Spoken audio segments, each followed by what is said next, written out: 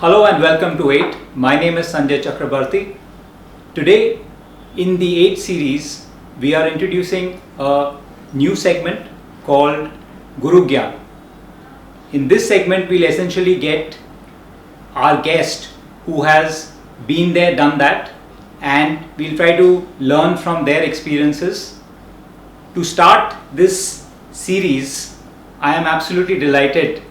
I couldn't have found a better guest than my personal guru, my role model, my inspiration, my hero, my dad. Dad, welcome to 8. Thank you for being here. It's my pleasure, son, and especially to start that my guru has been my dad as well, incidentally. And he is the one who's given me, I believe, some of my looks as well. And more than that, one thing that's gone through the family is the right hand parting, which is something that I've seen go right through. And yes, he's been an advocate by profession, MA Economics, MA English, LLB, Dhaka University. So, and he was 45 years elder to me. So you can imagine, he's really nurtured the good things in me for all external purposes. So Dad, let me directly get into the questions. And I know growing up with one sister itself taught me most of my survival skills. And you guys were 10, so you all were 10 siblings. How was it growing with 10 siblings around you? Well, I was the 8th of 10, which I think was very beneficial. So I had 7 who were senior enough, and my eldest brother was 20 years elder to me. So he was virtually the guardian, and my eldest sister was like the warden, taught us all the discipline, the ethics, hygiene, everything else. And the best part was we didn't have to go out to play. We did, of course, but all of us were a big sort of buddies. So that was, growing up was, we were able to do games, studies, competition at home. In terms of your schooling, what are your memories from St. James High School? The best part was, it was mandatory to study, but you had to be in every game that was going on. You could be good, you could be best, you could be not so good. But that, I think, was very important, while I possibly by attraction or whatever was more studious than most others. But I think what's important is I still did, you may be surprised to know, boxing and cricket, not so much, but hockey. What's most important was I started yoga fairly early in life. And I think that helped me in school as well, because gymnastics I was quite at the top. So let me tell you my memory of St. James School, when the one time that I went there and we were allowed to go in and taking your name, was to see your name there in as a first boy for that year. And if I remember right, it was 1959, right? 59, that's when you got off school. So to me that was a big pride. And ISI, Indian Statistical Institute, 1961 to 66, and that's the name I kept hearing from you in terms of instances. I know that you guys are still very clued on, and you have your groups, you'll still meet up, and that's like almost 50 years now, and which is really outstanding. Tell us something about Indian Statistical Institute, and at that point of time, how many people really got in to that batch? Well, this was one of the most comprehensive psychometric tests that got us into ISI. And coincidentally,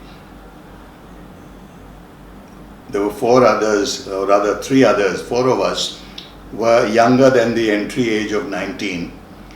And yet, when you compete, you're allowed to compete because it's an open exam, all India. The fact was that 24 were selected. This is Pan India. Pan India, 24 were selected. And ISI was like a mini India. Right. No, but let me get to the experience in terms of learning standpoint. What is it that, what sort of experience? You mentioned that great batchmates, select few, Pan India, great teachers, and what about the curriculum? What is the type of experience did you get? Was it more theoretical or did you kind of get a practical experience as well?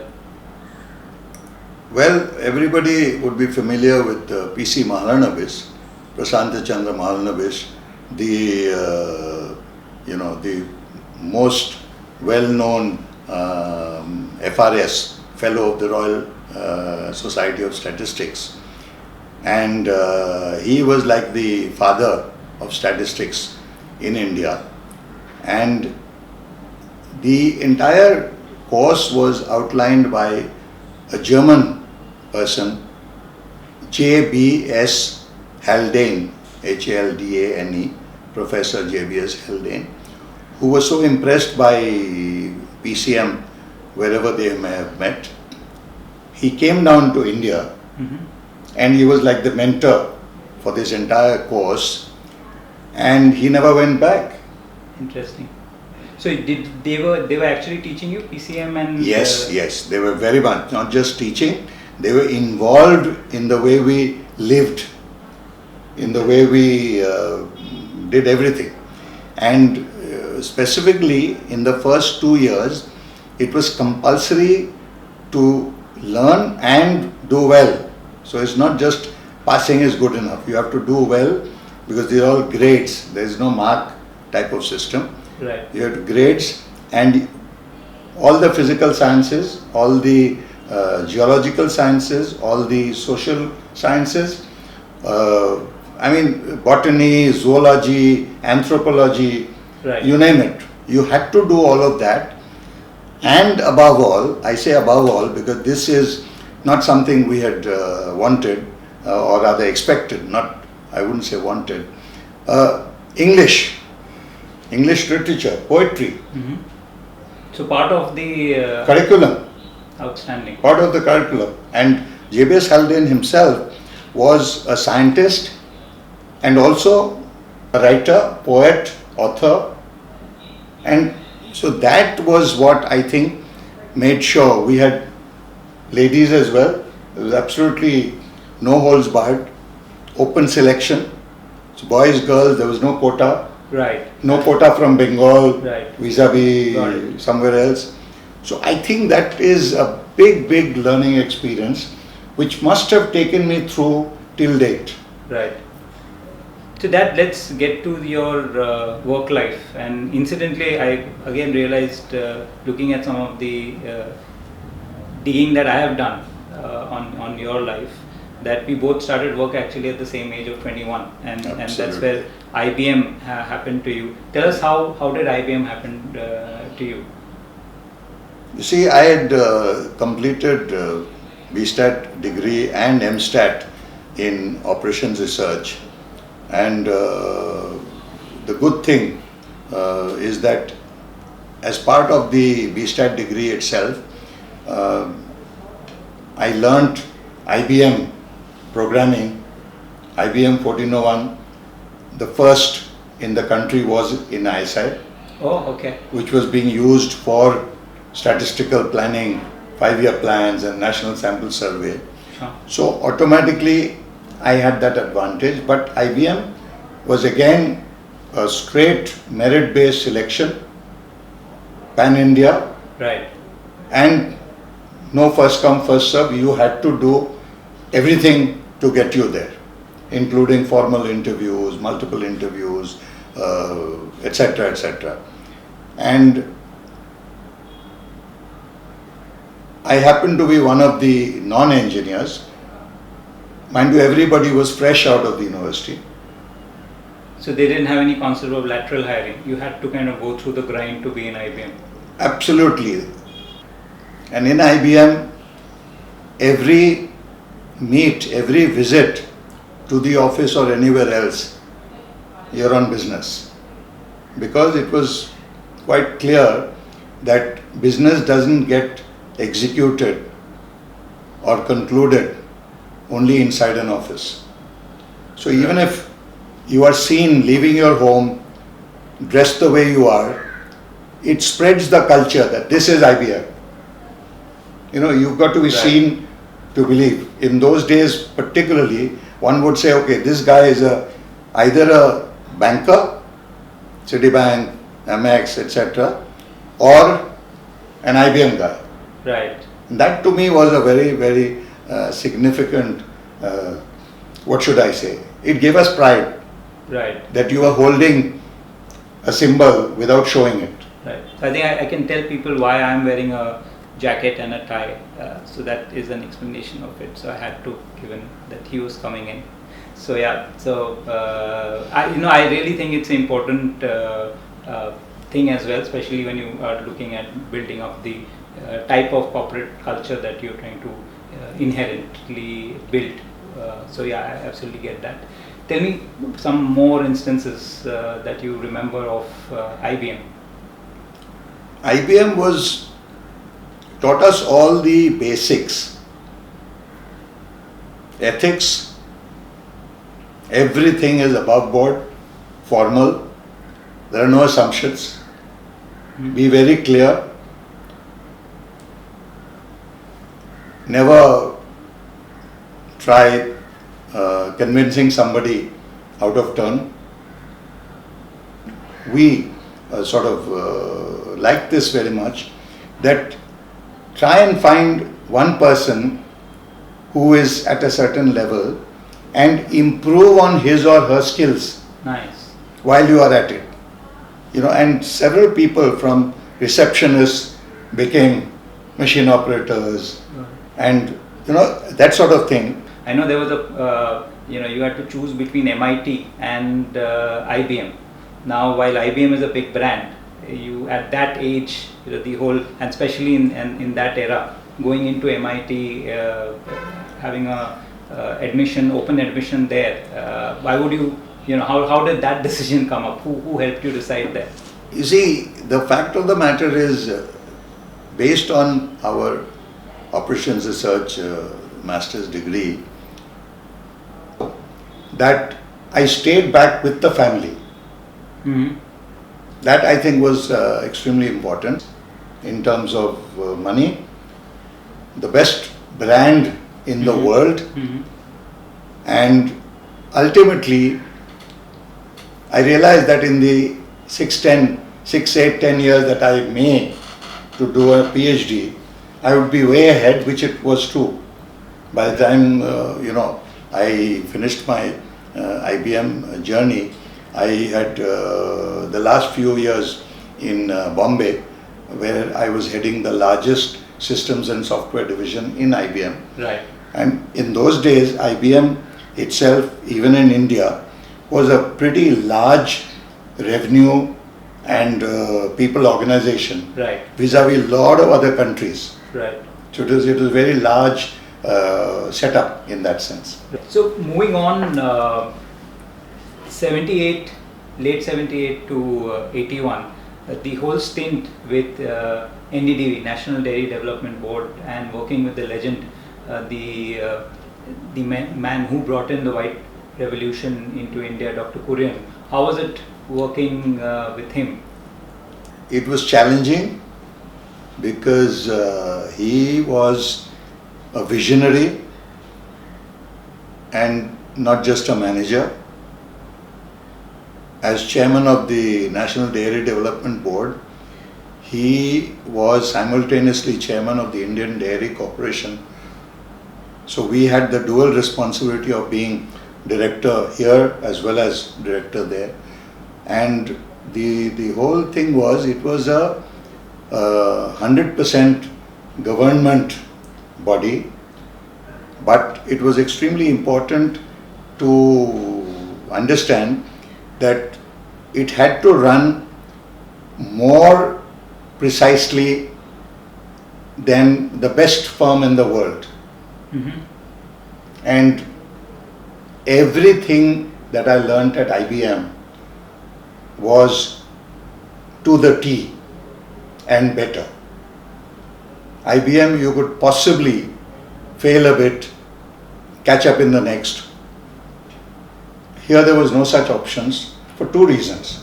One, there was no questions on resources, but you have to do the best planning, Mm-hmm. monitoring and implementation, come what may.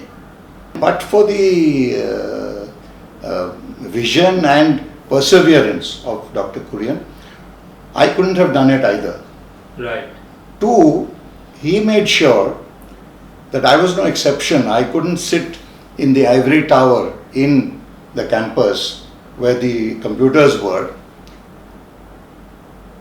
I had to visit practically every district and villages of Gujarat to set up these milk collection systems.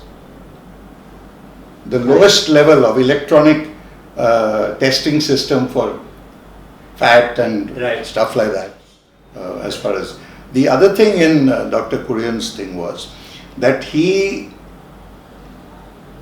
used his ability to judge that I could go across the world to all the milk marketing boards, whether Singapore, whether Europe, whether UK, US, Canada, and and learn from them what they were already doing in agriculture research, veterinary research, animal husbandry, and data of animals.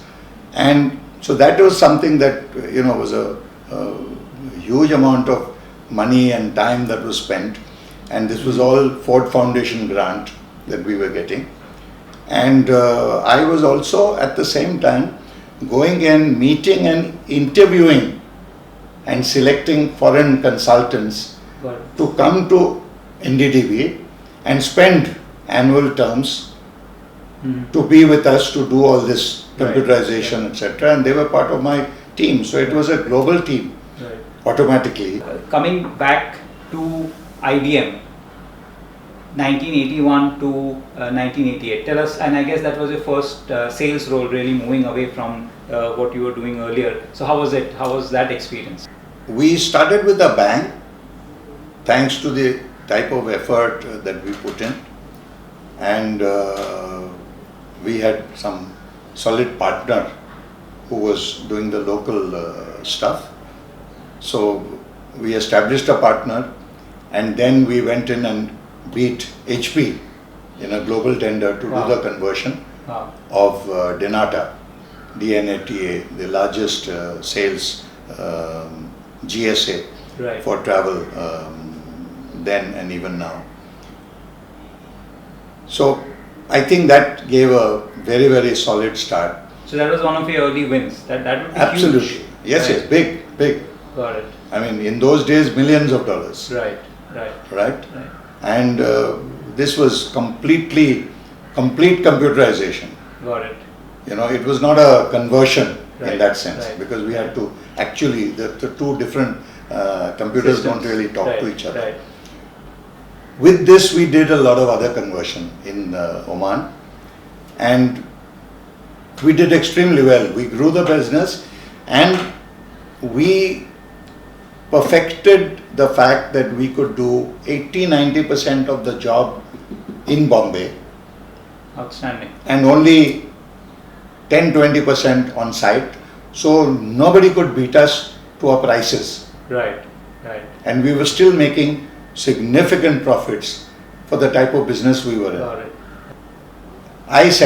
I was charged to set up the first geospatial conversion data center Interesting. inside SEEPS in Bombay. Got it.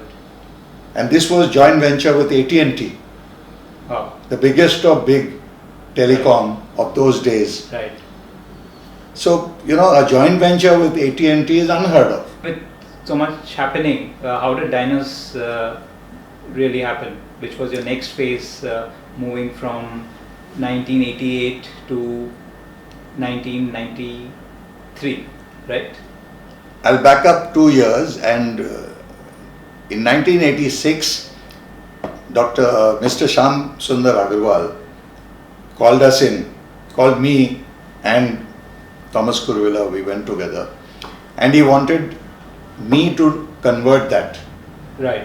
They had a wine to convert to IBM 4341. Oh, so that was, you basically drove that project, led that Same project. thing. Got it. So for Got 2 it. years I was a consultant on behalf of IDM. Got it. So what drove you to joining Dynas? I know you were extremely fond of both Mr. and Mrs. Agarwal, but you know that's a change, moving from really a company that you've been now part of for years. What made that change happen? See, what was important was the commitment of Sham Sundar Agarwal to grow the business multifold. Mm-hmm. And he of course had a vision which took me a while to understand. And when he offered me this position on the board, they were running Dynas Club credit card business, they were running Dynas Business Services, Dynas World Travel, and everything was like, you know, his passion. Right. But what was important was that Sham Sundar Agarwal was extremely keen to increase credit card revenues, minimize the risk and the payouts, Uh-huh. and therefore maximize the bottom line. And Mrs. Agarwal was charged with increasing the network of the Dynas Business Services. Right. And Dynas World Travel, of course, wasn't meant to grow big, Mm-hmm. but for everybody who came into DBS, Mm-hmm. starting from Coca-Cola to Titan to all the big names, Got it. all the big immediate names, synergy between they their start requirements. off. They Got start it. off there, Right. and only for their travel, exclusive for their travel.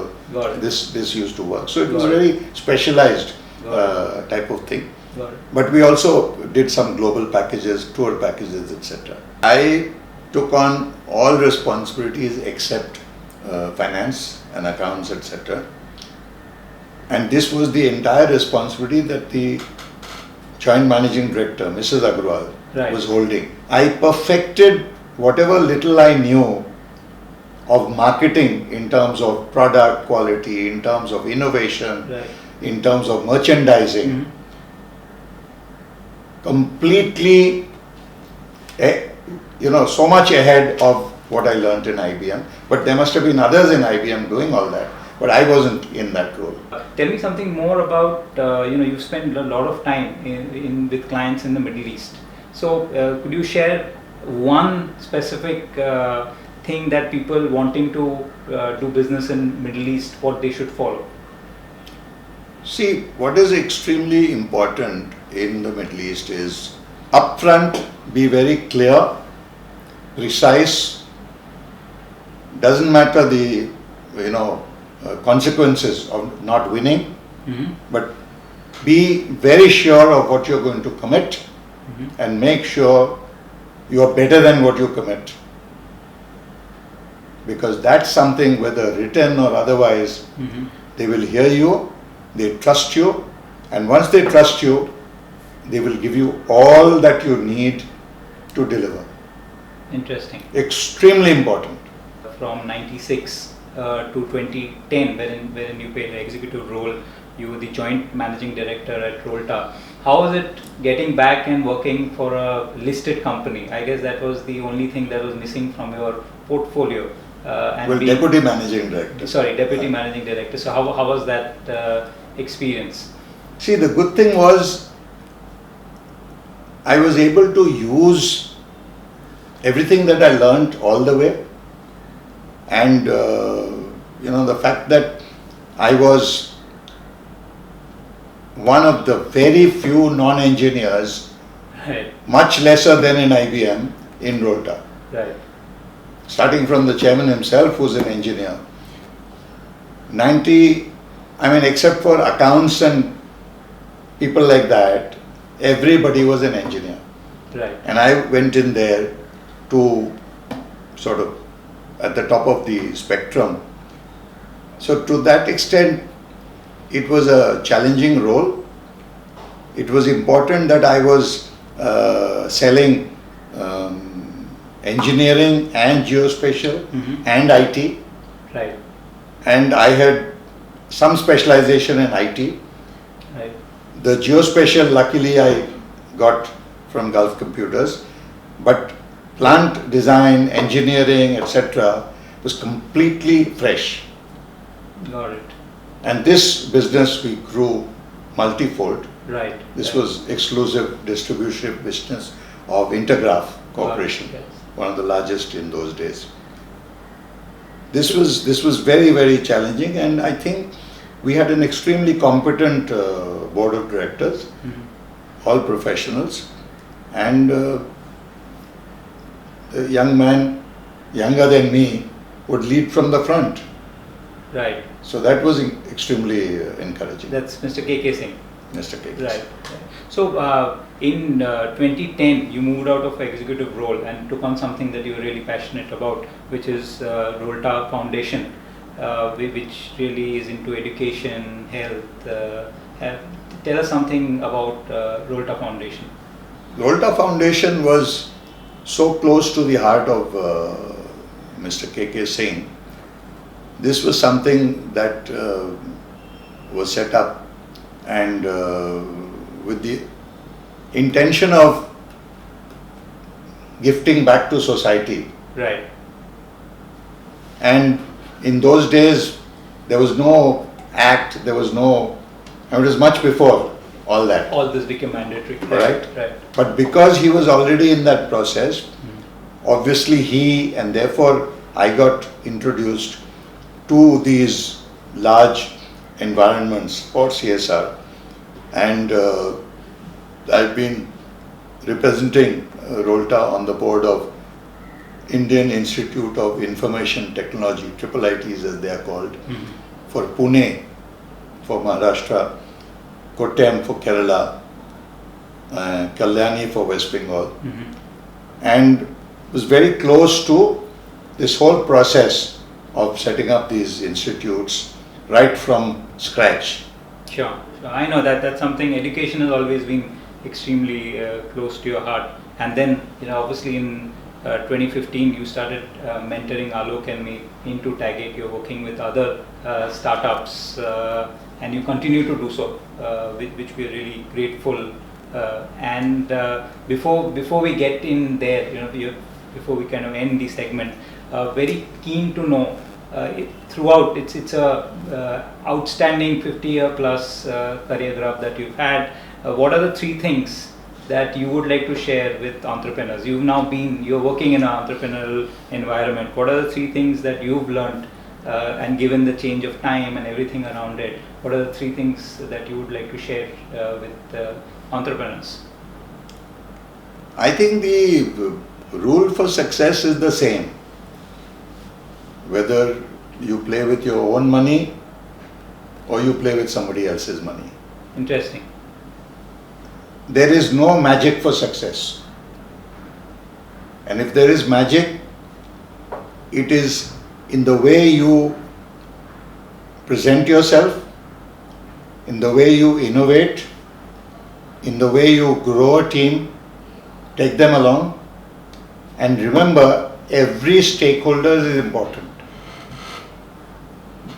Got you. Whether vendor, whether customer only is not good enough, but customer focus has to be the center. Right. But being customer centric, there is generally never a no for an answer. You have to try and figure out, because that is how you innovate, that is how you expand your offerings. Right. Otherwise, it's a very easy saying, okay, I will do this. Now, if you say, no, I don't want Tagit on both sides. All right. Right. We have no issues. If you want to Tagit in the inside, we'll do that. So, as long as you know that technology is so good, anything you think can be put into action. And it is much more so if it is not just a product. Products may have some limitations, but when it comes to ideas, there is no limitation. Right. Even the sky is not the limit. Right. That's You know? interesting. So that is the way I would look at it. So before we end, my last two questions. One is, any regrets? I mean, anything that you would have done differently? Any regrets that you want to share now, or you're comfortable in stating? Anything that comes at the top of your mind? Well, one, if at all, is I wish I could have continued in NDDB for a little longer, but the option was to be away from the family, because there was no way I would sacrifice their growth, your growth. Right. But otherwise,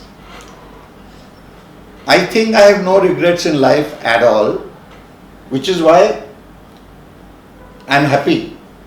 I've always been happy. Right. If I lose some, there is certainly something else that is possibly better. Right. And this has happened throughout life, socially, technically, and even in terms of money. I haven't made billions, but I have made millions, Indian rupees. But Yes. what's important is, throughout the 12 years of IBM, throughout the next few years, Diners Club, when I look at people, there are a lot of people who left and took on responsibilities primarily because it was much better money. Right. And I, for one, good or bad, never looked at money, which is where I think the directions of my guru, my dad, was extremely important. What you do in life is most important. Right. You have to be satisfied. Absolutely. Your family has to be satisfied. Now, I can tell you that I'm glad you have that regret that you didn't continue further in NDD, because that, I think, has given us a solid platform to grow. And talking about happiness, and this is my last question, what is the happiest memory in your 50-year plus work life? What is that one thing? I know that's a really tough one to answer, but again, top of your mind. See, work-wise, I think I've had several big wins, and there's no comparison, because sometimes a few lakhs can be more satisfying than a few millions. But socially, I think the birth of our first grandchild, Right. my daughter's daughter, who's now all of 18, and then the twin grandchildren, boy and girl, that you and Vinita have, I think to us that was seeing ourselves in them. Right. And I see you missed us out of the equation, but that we'll kind of look at later on. And that, thanks so much for your time, and I am pretty sure you will in near future definitely will have something more happy than what you just mentioned. Thank you so much. good. It's a pleasure. Thanks.